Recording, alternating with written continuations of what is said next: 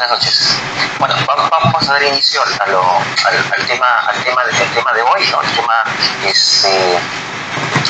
que nos toca en esta oportunidad es el tema de generar endometriosis con el doctor Arroyo hemos elegido hablar acerca de esta última actualización del consenso de IDEA, yo diría largamente esperada, acerca de la evaluación ecográfica de la endometriosis superficial, ¿no? Y antes de entrar al tema, un breve recordatorio del próximo congreso de ISWOG en Cancún, después de mucho tiempo en América Latina, y es una oportunidad imperdible para estar en ese evento de talla mundial. Si bien ya venció la inscripción temprana, todavía nosotros tenemos descuento como países de no altos recursos de alguna manera, y también tenemos un código de descuento. Si gustan, cómpienlo ahí, ese es el código que está M7520 PC10, ¿no? Ustedes se pueden inscribir con ese código y tienen 20% más de descuento en la inscripción en este evento, donde tengo el orgullo de participar dentro de los profesores en esa oportunidad. Bueno, vamos de frente al tema. Primero yo ponía a reflexionar cómo empezar en ese tema, y me puse a pensar primero que de las principales causas o motivos de consulta en un consultorio ginecológico, quitando lo que es el control del embarazo, ¿no? Básicamente tenemos tres motivos, ¿no? Y en eso seguro van a coincidir conmigo. ¿Por qué vienen las mujeres a la consulta? Vienen por secreción vaginal anormal, vienen por sangrado uterino normal y vienen por dolor pélvico. En eso se nos va el 80 o 90% de la consulta, y estoy seguro que todo el mundo va a estar de acuerdo conmigo en eso. Y muchas veces a pacientes con dolor pélvico, muchas veces más allá de infecciones de las vías urinarias, ¿no? O enfermedad pélvica inflamatoria, nos quedamos sin herramientas para poder hacer un diagnóstico. Muchas veces ponemos, ¿no?, sospechar endometriosis, ¿no? Pero no teníamos una forma de validar ese diagnóstico, ¿no? Y a veces no se nos dan cuenta, o a veces se da un tratamiento de forma empírica. Recordamos que desde la publicación del documento original del consenso IDEA, ¿no?, se amplió la visión que teníamos acerca de la evaluación ecográfica de la pelvis, ¿no? Una evaluación de 4 pasos, ¿no? Que incluía, además de lo que veíamos normalmente, útero y ovarios, pues la evaluación de marcadores menores, la evaluación de signos de deslizamiento para el fondo de saco posterior, y la descripción de focos de endometriosis profunda en los compartimientos anterior, posterior de la pelvis, ¿no? Actualmente también el compartimento lateral, que nos permite evaluar no solo el útero de los ovarios, sino vejiga, uréteres, vagina, ligamentos pélvicos, recto, colon, riñones, ¿no? Y obviamente el útero de los ovarios, ¿no? Y nos permite hacer el diagnóstico de diversos tipos de endometriosis profunda, ¿correcto? Ya en la publicación en el año 2022 de las guías de práctica de ESRE, se puso en cuestión lo que durante décadas había sido nuestro paradigma. ¿Cómo se hace el diagnóstico de endometriosis? ¿No? Por la laparoscopía y confirmación histológica, ¿no? Ese concepto, como dice,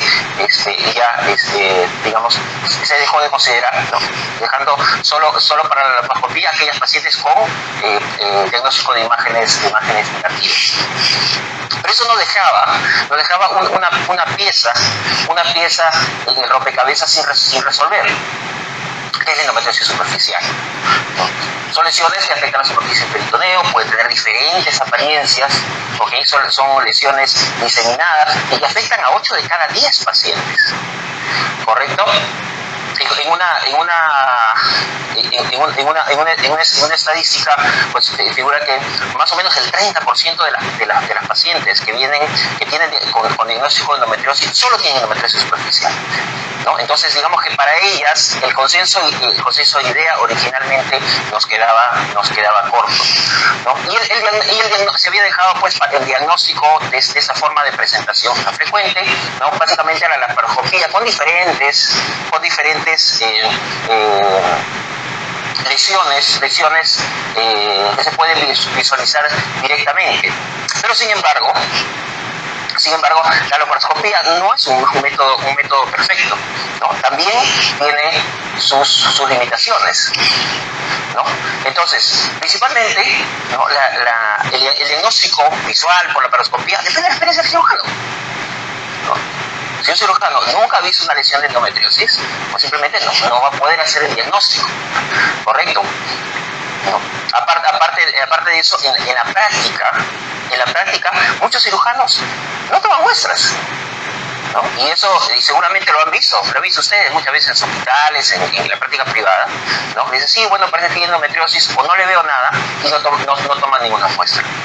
Y en el caso que tomen muestra, esas biopsias pueden verse afectadas también por el calor que uno usa para coagulación. Otro de las grandes limitaciones es que es un procedimiento invasivo, es que consume tiempo que va más allá del acto quirúrgico en sí, sino de toda la preparación de la paciente y conseguirle una sala de operaciones donde pueda ingresar uno de la paciente a una laparoscopía. Y por último, y quizá una de las cosas más importantes, es la disponibilidad. Una disponibilidad limitada, brechas de acceso, porque muchas veces las pacientes no tienen medios para ser sometidas a un procedimiento quirúrgico, no les cubre su seguro, o tienen que simplemente entrar a una larga fila, ¿no? de procedimientos que están avanzando.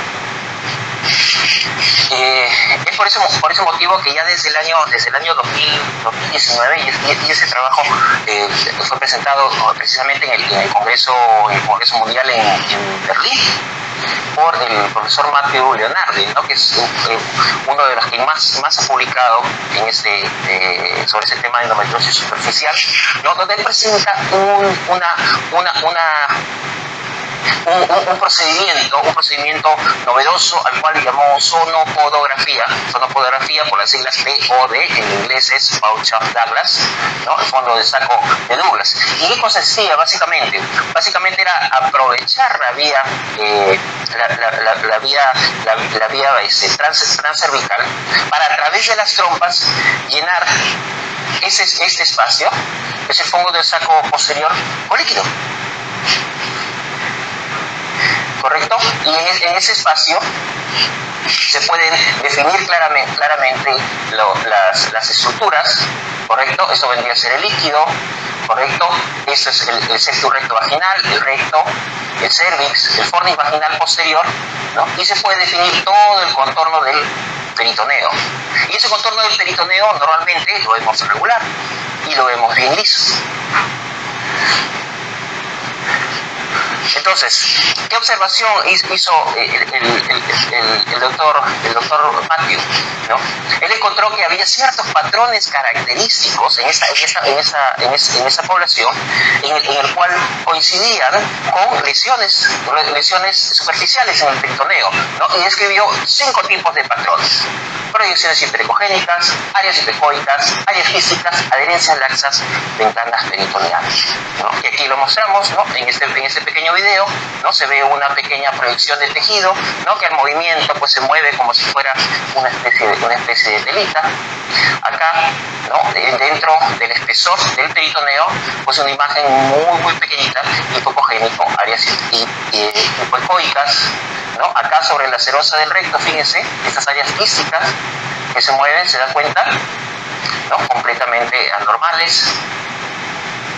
Acá, fíjense, adherencia laxa. Y estoy seguro que todos alguna vez, por lo menos quienes hacemos ultrasonía, alguna vez han visto esas imágenes, ¿no? ¿Es así o no es así? ¿No? Seguramente que sí las hemos visto, ¿no? Y por último, ¿no? Esto que son especies como de septos incompletos, ¿no? que si uno gira el transductor, lo ve como pequeñas ventanas, justamente, ¿no? Son ¿no? Fíjense, es como un septo incompleto, ¿no? Que se ve dividiendo parcialmente la cavidad peritoneal, ¿no? Entonces, describió esos 5 tipos de patrones y encontró que la laparoscopía en esas pacientes correlacionaban con lesiones en el peritoneo. Entonces, esto ya de por sí despertó bastante interés, y más recientemente el grupo del profesor Guerriero, el profesor Alcázar, la maestra Pascual, publican una propuesta de criterios diagnósticos, ¿no? más allá de las lesiones descritas por el profesor Matthew Leonardo, ¿no? En ese trabajo hicieron una evaluación detallada del peritoneo, de los compartimentos anterior, medio, posterior y laterales de la pelvis, incluyendo la superficie de los ovarios y la serosa del recto, ¿no? La evaluación se hizo en la segunda fase del ciclo. En ese caso no se inyectaba líquido, ¿no? sino con el líquido que estaba normalmente presente en las pacientes que estaban en ciclo espontáneo, y aquellas pacientes que eran usuarias de anticonceptivos orales, que obviamente anovulatorias, se le hacía la evaluación durante la menstruación, ¿no? con una ligera presión en el abdomen para tratar de movilizar los órganos, tratar de movilizar el líquido ante fondo de sangre, ¿no? Y ellos describieron hasta 3 grupos de lesiones quísticas, ¿no? solitarias, ¿no? en racimo, o múltiples, ¿no? pero apartadas, ¿no? asociadas a características diversas, ¿no? pueden ser hipocogénicas, ¿no? asociadas a tejido, pequeñas proyecciones en el peritoneo, que en este caso, o defectos, ¿no? en este caso como bolsillos, lesiones hiperecogénicas, pequeños focos hiperecogénicos que llamaron perlas, ¿no? o adherencias filamentosas. ¿no? Y más o menos esa era la descripción, ¿no? Cada una de esas características podría ser solitaria, podría ser estar en un racimo lineal, podría ser en forma de panal de abejas, o ser lesiones múltiples, ¿no? Entonces teníamos lesiones hipocogénicas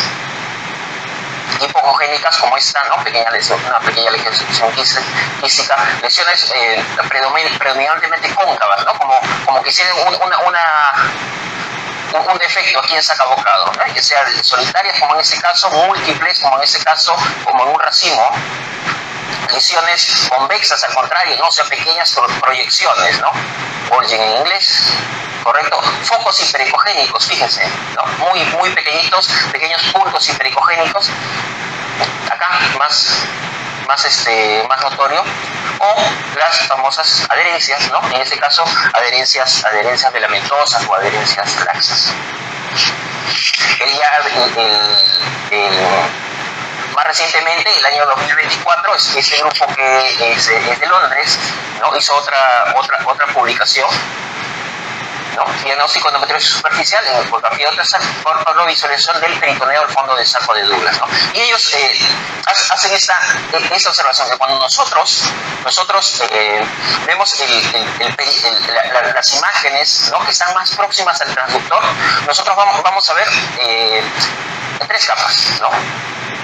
Este es el transductor. Vamos a ver primero una capa hipoecogénica que corresponde a la pared de la vagina, ¿correcto? Sobre esta capa de la pared vaginal va a haber una capa hiperecogénica que corresponde a la grasa subperitoneal, y sobre esa grasa subperitoneal va a ser la superficie del peritoneo, ¿no? Y esto lo podemos ver tanto es más fácil obviamente verlo con líquido en el fondo del saco, pero también se puede ver, ¿no? cuando no hay líquido. Entonces, ellos, ¿qué es lo que describen ellos? Ellos describen básicamente, ¿no? defectos o lesiones hipoecogénicas en la grasa subperitoneal, ¿no? así como esto, ¿correcto? Y eso lo relacionamos con diferentes tipos de lesiones, ¿no? objetivadas en la laparoscopía, ¿no? En un grupo relativamente pequeño, 6 pacientes, ¿no? establecieron que el hallazgo de estas lesiones, ¿no? tenía una sensibilidad del 50%, especificidad 94% para el diagnóstico de endometriosis superficial, ¿no? Es decir, que con el hallazgo de estas lesiones, si bien la sensibilidad no era muy alta, pero si los vemos casi seguro que estos pacientes tienen endometriosis superficial. ¿Correcto? En sonografía también se hizo el año 2020, ¿no? El doctor Leonardo, ¿no? Hizo un estudio de precisión diagnóstica. Correcto, es un primer estudio de viabilidad, ¿no? Encontró una precisión diagnóstica de 69%, sensibilidad igual, 60%, 50%, especificidad 100%, bueno, eso es porque es una muestra muy pequeñita, pero básicamente los mismos hallazgos, fíjense, o sea, la sensibilidad no muy alta, pues es esperable, pero la especificidad, pues, bastante aceptable. Entonces ya el año 2025, ¿no? Se reúne, digamos, toda esa evidencia, esas publicaciones, ¿no? Y sale lo que es la adenda al consenso, ¿no? Aquí tienen el QR, si gustan pueden tomarle foto para que descarguen el artículo original, ¿no? Como todas las adendas al consenso, pues es una opinión de expertos, ¿no? ¿Y qué es lo que nos dice la adenda? En principio, ¿cuándo está indicada hacer un descarte ecográfico de endometriosis superficial? Primero que nada, lo dicen cuando no está indicada. Pacientes que tienen hallazgo de endometriosis ovárica, endometriosis subprofunda, ¿no? Encontramos fondo de saco obliterado, ¿no? Ya sea por ecografía o por resonancia magnética, ¿no? Si tenemos evidencia de endometriosis profunda, esos pacientes pues lo más probable es que tengan endometriosis superficial, ¿no? Entonces no hay mayor beneficio en andar buscándole las lesiones en el peritoneo, ¿no? Y los pacientes tienen endometriosis, correcto. Como les decía, aproximadamente el 29% de los casos de endometriosis solo tienen endometriosis superficial. Entonces son pacientes que tienen dolor pélvico, ¿correcto? Son pacientes que tienen dolor pélvico, que tienen exámenes de imágenes, llámese ecografía, llámese resonancia, completamente negativos. Entonces, en este grupo, ¿no? Básicamente son pacientes que se van a beneficiar, ¿no? De tener un diagnóstico por una prueba no invasiva, rápida y muy accesible. Básicamente pacientes con sintomatología, dolor, ¿no? O infertilidad inexplicada, sin hallazgos ecográficos de endometriosis ovárica o endometriosis profunda. ¿Cómo se realiza la evaluación? La evaluación la realizamos en principio, realizamos el examen estandarizado del mapeo ecográfico de acuerdo a las recomendaciones del consenso IDEA, examinando los compartimentos anterior, medio y posterior, enfocándonos en la superficie del peritoneo y las serosas de algunos órganos, ¿correcto? Como puede ser el recto, por ejemplo.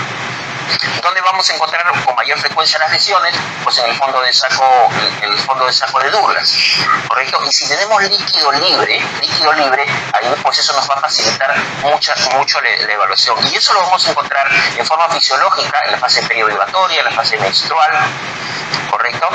El líquido libre no es necesariamente patológico, casi nunca es patológico, ¿no? Debemos olvidarnos, sacarnos ese concepto de que tenemos que informar presencia de líquido libre, ¿no? Y muchas pacientes todavía llegan a la consulta diciendo: doctor, me encontré una ecografía líquido libre. No es nada más, ¿no? Al contrario, el líquido de la pelvis es nuestro amigo.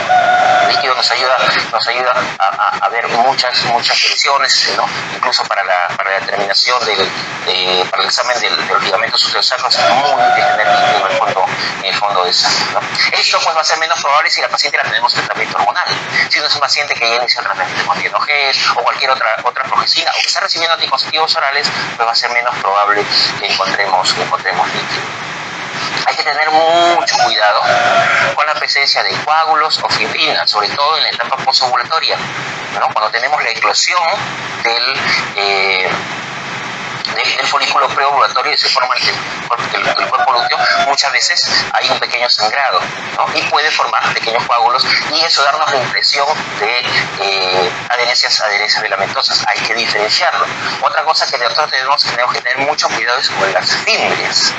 Correcto, las fímbrias las vamos a ver como proyecciones triangulares, generalmente van a estar en el fondo de saco, ¿no? Y hay que tener mucho cuidado de no confundirlo con irregularidades del peritoneo. ¿Qué más nos dice el consenso? Que en ausencia de líquido libre en el fondo de saco y en pacientes que son muy sintomáticas y que no tienen un diagnóstico, es posible considerar pues el procedimiento propuesto por Leonardo, ¿no? La sonopodografía, un procedimiento como una histerosonografía, ¿no? Inyectando suero fisiológico estéril para que a través de las trompas llene el fondo de saco de Dubis. En presencia de líquido en el espacio útero-vesical también podemos evaluar la superficie del peritoneo en esa zona, en el espacio útero-vesical. La serosa de la vejiga también puede tener lesiones y podemos hacer el diagnóstico.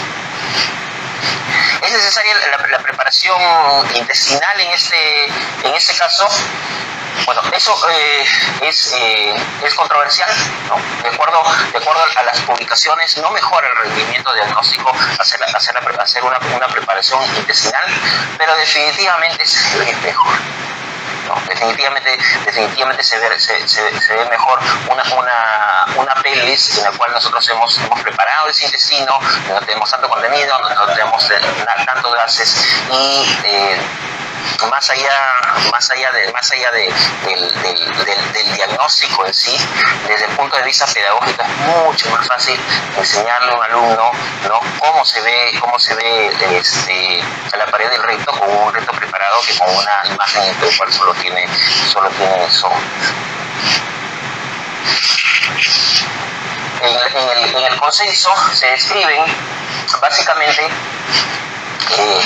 5 tipos de lesiones, ¿no? Lesiones hipoecogénicas, ¿no?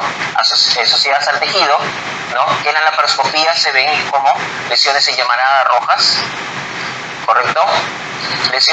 Focos hipoecogénicos, ¿no? Dentro de quistes, ¿no? que se correlacionan con lesiones en quemadura de pólvora. Pequeños bolsillos peritoneales o lesiones en sacabocado, fíjense, ¿no? Cómo se interrumpe acá, ¿no? La integridad del peritoneo, que se asocia con bolsillos peritoneales.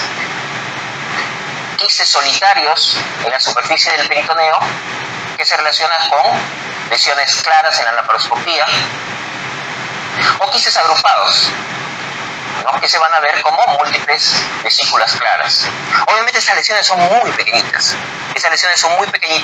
Y la gran ventaja de que están muy cerca al transductor, pero necesitamos obviamente un equipo que tenga una alta prestación, ¿no? No puede ser un equipo portátil, que no tenga una buena imagen. Un equipo gama media o gama alta, de preferencia, ¿no? Nos permite hacer este diagnóstico, ¿no? Y esas lesiones pueden verse como puntos brillantes también, ¿correcto? Lesiones en pequeños bolsillos, proyecciones de tejido, ¿no? O imágenes quísticas, ¿no? Básicamente, en resumen, ese es el tipo de hallazgos que nosotros podemos ver en la superficie del peritoneo. Hay que tener mucho cuidado, porque no todas las irregularidades que vemos en el peritoneo son endometriosis. Entonces hay que tener en consideración pues, que en el diagnóstico diferencial adherencia postquirúrgica, ¿no? Si una paciente que ha tenido múltiples cirugías, ¿no? Obviamente pues puede tener. Recuerden que esas lesiones lo que representan es el compromiso inflamatorio del peritoneo, y eso no es necesariamente específico de endometriosis, ¿no? Entonces también lo podemos ver en enfermedad inflamatoria, como le dije, hay que diferenciar, ¿no?, la presencia de coágulos, ya sea posovulatorias o menstruales, ¿no? Es un porcentaje relativamente alto de pacientes tiene menstruación retrógrada, ¿no? La menstruación retrógrada no es siempre patológica. Hay que considerar otra posibilidad, cáncer, ¿no?, cuando vemos irregularidades en el peritoneo. Y también, pues, la presencia dependiendo del ángulo que nosotros le estemos viendo, la presencia de artefactos también. ¿Correcto? Algunos ejemplos, ¿no? Nos llegó una paciente con una lesión anexial, ¿no?, con esas características, ¿no?, que les había parecido sólida, pero lo que pasa es que el contenido era muy denso, ¿no? Era muy denso, y eso, digamos, está descrito dentro de las presentaciones atípicas que pueden tener los endometriomas, ¿no? Y eso, fíjense lo que encontramos aparte en el diagnóstico, ¿no? Estas lesiones circoicóicas que les mostraba anteriormente, fíjense acá, ¿no?, estas irregularidades, ¿no?, formaciones quísticas, ¿no?, en el peritoneo. ¿Cómo se llama esto? Que son los peritoneal pockets, ¿correcto? Entonces, todas esas irregularidades, ¿no?, y nosotros lo planteamos, presencia de irregularidades a la superficie del peritoneo sugestivas de endometriosis superficial, ¿no? Y en la laparoscopía, estos son los hallazgos, fíjense las lesiones, fíjense la retracción acá, lesiones vesiculares, ¿no?, lesiones del sistema de pólvora, acá, fíjense en el útero sacro, ¿no? Todo eso que lo podemos ver, ¿no?, a través del ultrasonido, ¿no? Otro caso, ¿no?, hemos operado más recientemente, fíjense esas irregularidades acá, ¿no?, esas lesiones circoicóicas en el peritoneo, más irregularidades, ¿no? Aquí eso que son adherencias filamentosas, ¿no?, los peritoneal pockets acá, ventanas peritoneales, ¿no? Y también en esta paciente, más allá del resto de los hallazgos, irregularidades en el peritoneo del fondo de saco de Douglas, sugestivas de endometriosis superficial. Es la laparoscopía, fíjense ustedes el fondo de saco, ¿no? Fíjense, ¿no?, el engrosamiento de los ligamentos uterosacros, fíjense acá, las ventanas peritoneales, lesiones vesiculares, fíjense acá. ¿Se dan cuenta? ¿No? Aquí, ¿no?, lleno de lesiones. ¿Correcto? Endometriosis superficial. Lo podemos ver por ultrasonido.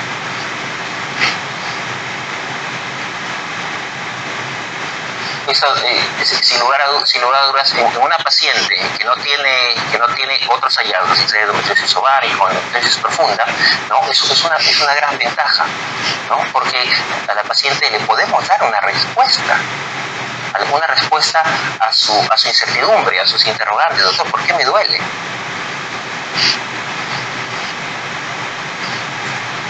¿Correcto? Ese es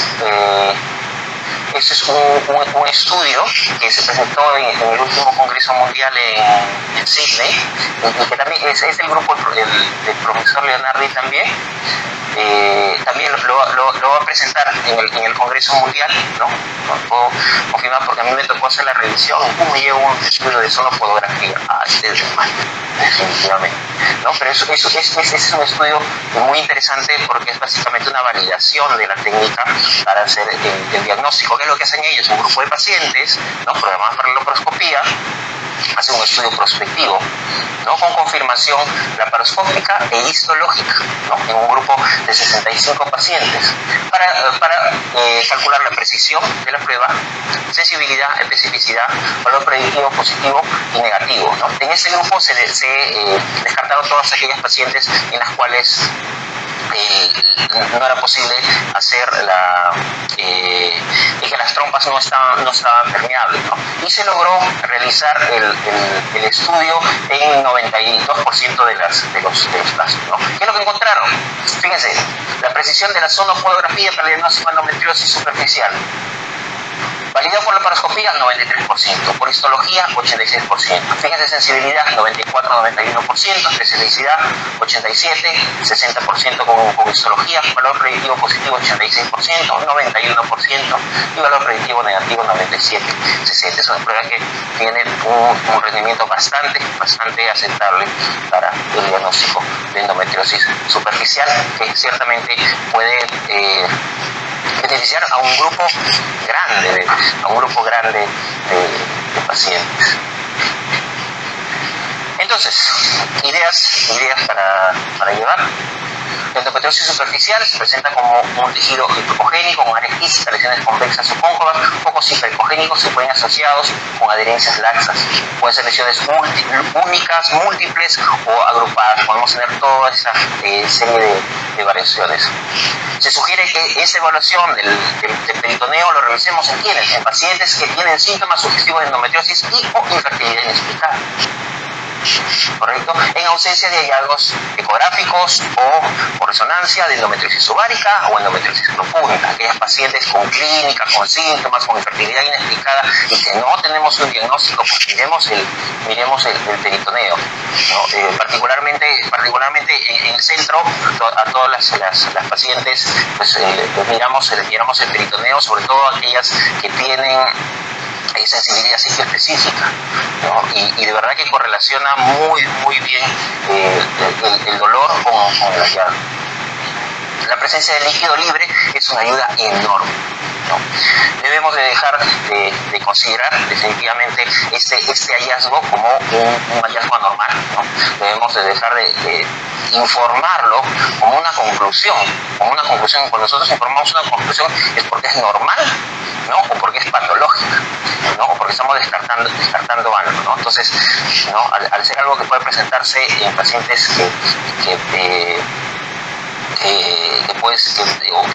sí o no estar presente en pacientes normales, pues no tiene sentido informarlo como una conclusión. Esta adenal consenso idea recomienda la estandarización de la ecografía y una descripción detallada de la endometriosis superficial que podría utilizarse en futuros estudios a gran escala, ¿no? Esto ciertamente no es recuerda que es un consenso, que es una opinión de expertos, ¿no? El objetivo es emitir una serie de recomendaciones de la forma que nosotros debemos evaluarlo, de la forma como se ven las lesiones, ¿no? Pero ciertamente faltan muchos estudios para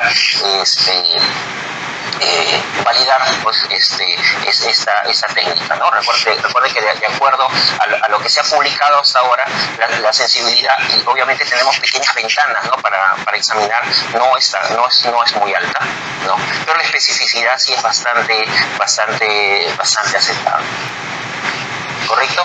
Y antes de terminar, quiero compartir con ustedes algunas ideas que tuve oportunidad de exponer hace poco en China, ¿no? Nos fuimos invitados muy gentilmente por Sonoscape a una serie de intercambios de conocimientos, y para mí fue muy satisfactorio el interés de esos hospitales grandes, inmensos, enormes, majestuosos, ¿no? Con una cantidad enorme de pacientes sobre la experiencia de nosotros, ¿no? De nuestra experiencia latinoamericana, ¿no? Yo no les voy a repetir la exposición definitivamente, sino algunas reflexiones, ¿no? Que compartí con ellos de nuestra experiencia, ¿no? De los años que venimos trabajando en el centro, que creo que son importantes para quienes nos dedicamos al ultrasonido, y que de repente todavía no estamos seguros, ¿no? Del verdadero valor que tiene el ultrasonido, ¿no? Dicho sea de paso, mi opinión personal, ¿no?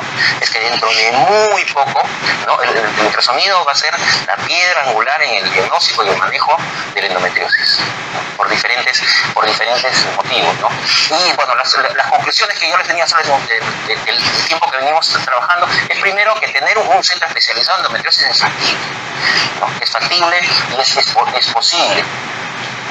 El ultrasonido ofrece una forma que que tiene una forma de diagnóstico que es muy altamente disponible, que es segura, que tiene una alta precisión y que es aceptable por las pacientes, y que es la relación costo-beneficio, ¿no?, del ultrasonido con cualquier método diagnóstico, que puedan decir resonancias, laparoscopía, tomografía, lo que sea, es enorme la diferencia, ¿no? ¿Cuánto cuesta implementar un centro especializado de diagnóstico ecográfico de ultrasonido? Pues lo único que necesito es un consultorio y necesito una máquina. No necesito nada más. ¿Qué necesito para implementar un centro de resonancia magnética? O sea, la diferencia económica es enorme. No necesito una casa para poner un resonador. Y si hablamos de cirugía, pues la diferencia es abismal. No solo en el costo, sino, como les dije, en la disponibilidad que tiene el medio. Un examen realizado correctamente, ¿no?, tiene el potencial de influir profundamente en el manejo de las pacientes, ¿no? Y eso es algo que yo les comenté a los chinos y que les gustó mucho. El ultrasonido cambia vidas, ¿no? Eso nos ha tocado muchas veces pacientes que venían de años con un manejo inadecuado, sin diagnóstico, ¿no?, que con un solo examen no pueden tener una visión más clara de su enfermedad. Esto es muy importante para ustedes. Me parece que no hay muchos trabajos sobre esto. Me parece que he visto uno o dos nada más. El ultrasonido, ¿no?, nos permite una forma de evaluación más personal y personalizada, de manera que puede correlacionar la paciente sus síntomas con los hallazgos, ¿no? Es como cuando nosotros estamos haciendo una ecografía de un bebé y dicen: fíjese, señora, aquí está el corazón de su bebé. Eso crea empatía. Eso crea empatía y promueve la confianza de las pacientes, ¿no? Eso es algo que también nos ha tocado mucho. El manejo del endometriosis requiere una evaluación integral, ¿no?, detallada, ¿no?, lo cual enfatiza, ¿no?, la necesidad de un diagnóstico preciso, Y por último, ¿no?, que la técnica, ¿no?, lamentablemente no es fácil, pero requiere, pues, de técnicas, habilidades avanzadas, ¿no?, lo que enfatiza la necesidad de entrenamiento. Pero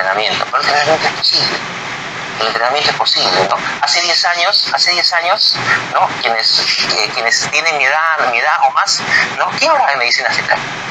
¿Quién habla de ecografía genética? ¿Quién habla de ecografía morfológica?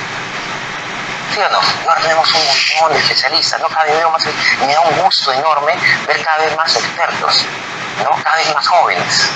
¿Se dan cuenta? Es una de las características, ¿no?, que tiene en general el conocimiento humano, y la ciencia médica es el cambio, ¿no? Desde los cirujanos barberos, pasando por la invención de la penicilina, las técnicas quirúrgicas, la aparición de técnicas de imagen, siempre ha sido cambio, ¿sabes? Que siempre ha tenido resistencia, sí, ¿no? Que siempre ha habido movimientos que han querido negar, que han querido oponerse a los cambios, sí, también, pero los cambios se han dado, ¿no? Y los testigos somos nosotros mismos, ¿no? Y por último, dice que una imagen vale más de 1000 palabras, ¿no? Y esa imagen es de uno de los tantos médicos, ¿no?, que yo considero héroes, ¿no?, de la carrera, ¿no?, de la sociedad. El doctor Esteban Kammer me cedió esta foto que yo considero muy hermosa, ¿no?, que es operando un bebé con restricción de crecimiento intrauterino, ¿no?, en un hospital de campaña, ¿no? Cuando lo vieron esto, los chinos dijeron que sí operan en el Perú.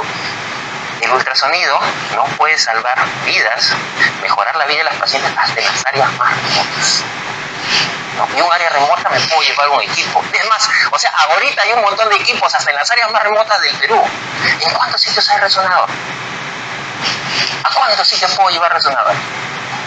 Hay ni en capital de provincia. ¿Correcto? Entonces, ese último mensaje me gustaría que se lleven ustedes de esta sesión. Yo les agradezco mucho por su atención y bueno, quedo atento a sus preguntas y comentarios.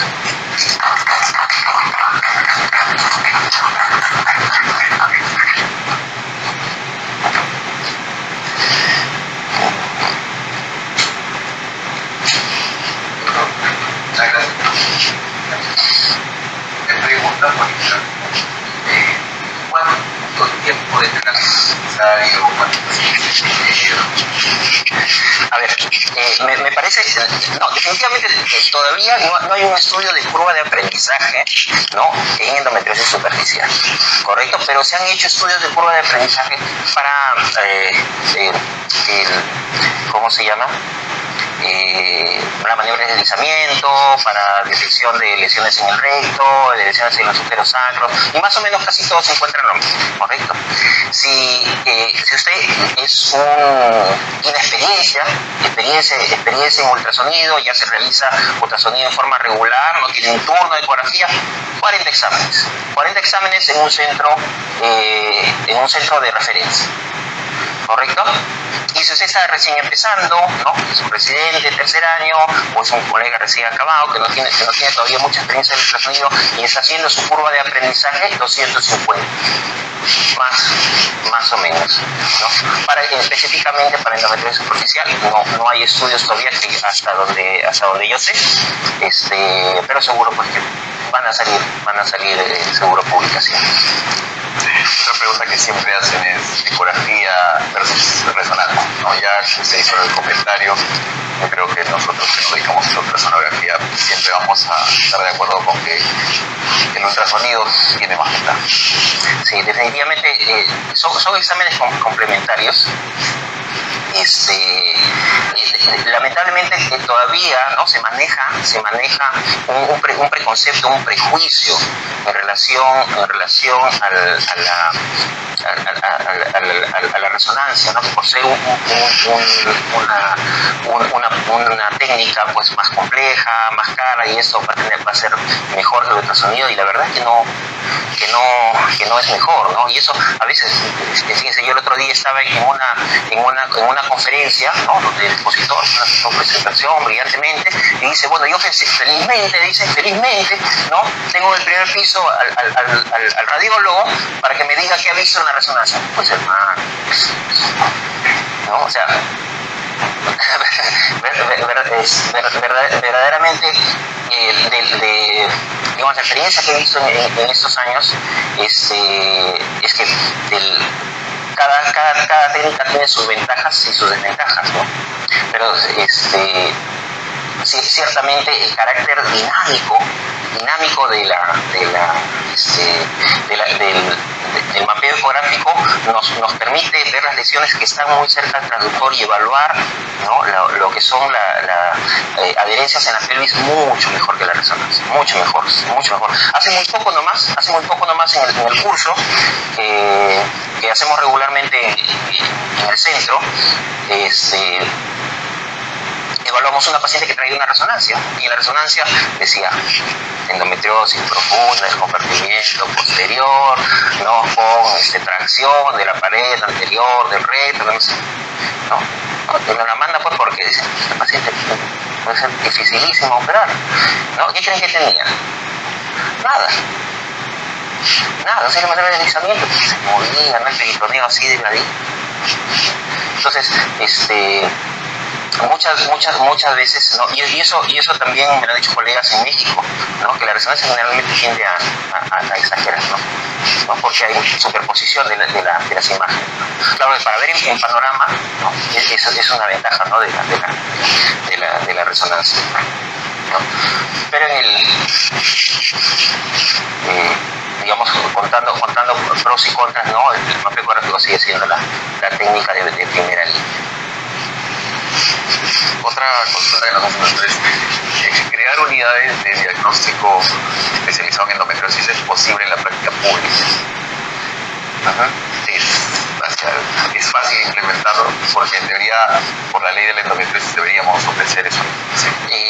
Yo creo que en la práctica pública debería ser más sencillo, incluso, ¿cómo se llama? Implementar unidades especializadas de diagnóstico, ¿no? Yo creo que pasa más por cuestión de voluntades y de decisiones de gestión, ¿no? Porque eso sí es muy convencido que no se puede hacer ningún avance, ¿no?, si tratamos de implementarlo desde abajo, ¿no? Tiene que haber una decisión política de gestión que diga que no sé si hay alguna pregunta del auditorio, lo que quieran. Sí, doctor.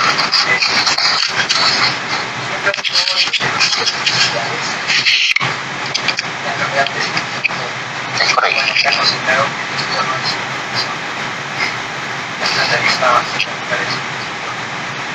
Pero solamente pensaríamos en esto ante una masa oval en absceso, pero ¿qué otra condición nos sería hacer el diagnóstico de masa? Claro. Sí, muy buena pregunta, porque en realidad cuando hablamos de enfermedad previa inflamatoria, ¿no?, el diagnóstico diferencial no nos estamos refiriendo específicamente a imágenes de absceso, de masas ováricas, ¿no?, sino a la evaluación puntualmente del peritoneo, ¿no? Pensar que si nosotros encontramos una irregularidad del peritoneo, unas adherencias laxas, por ejemplo, ¿no?, unas ventanas peritoneales, no necesariamente va a ser endometriosis. Entonces hay que tener eso en cuenta, ¿no? Y en eso no es sencillo el diagnóstico diferencial, porque esas imágenes son específicas, ¿no? O sea, no podemos decir, sí, ahí estoy viendo la lesión. No, son irregularidades del peritoneo, ¿no? Y esas irregularidades se pueden ver en cualquier tipo de condición inflamatoria de la pelvis, ¿no?, que pueden ser también secuelas postquirúrgicas, ¿no? Entonces hay que hacer unidad clínica con la historia, ¿no?, con la historia de la paciente, con los síntomas y el examen físico.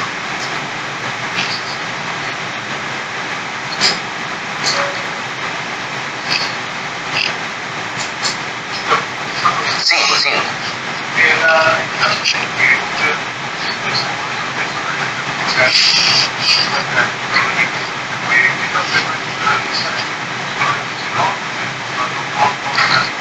No lo hago, son por fiestas, son publicaciones, ¿no?, de un grupo, ¿cómo se llama?, académico, ¿no? O sea, eso lo han hecho, pues, para un estudio, ¿no? No hago porque es algo invasivo, ¿no? O sea, significa, pues, ponerle la sonda y incinerar el líquido con todos los riesgos que pueden tener de una infección a una reacción vasovagal, ¿no? Entonces, yo trabajo con el líquido que está de forma natural, ¿no? En el primer estudio que hicieron en ese grupo, aprovecharon pacientes que estaban en estudio de infertilidad, ¿no? Entonces, básicamente aprovecharon a esos pacientes que tenían que hacer ultrasonografía, ¿no?, y les hicieron el seguimiento en la laparoscopía diagnóstica que tenían ellos por protocolo. ¿Y utiliza el gel en el dedo de guante para aumentar la visualización? Para evaluar el peritoneo, el dedo de guante la ventana acústica en la vagina no nos proporciona una ventaja. No nos proporciona una ventaja porque nosotros estamos viendo el otro lado, ¿no? ¿Para qué usamos la ventana acústica cuando tenemos lesiones en la vagina? ¿No? En el forno vaginal posterior, lesiones en la cúpula vaginal, por ejemplo, ¿no?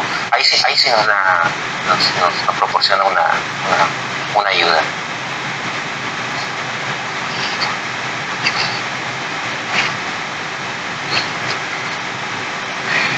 No tenemos más preguntas. Damos las gracias al doctor Roberto por la exposición y muchas gracias por la asistencia.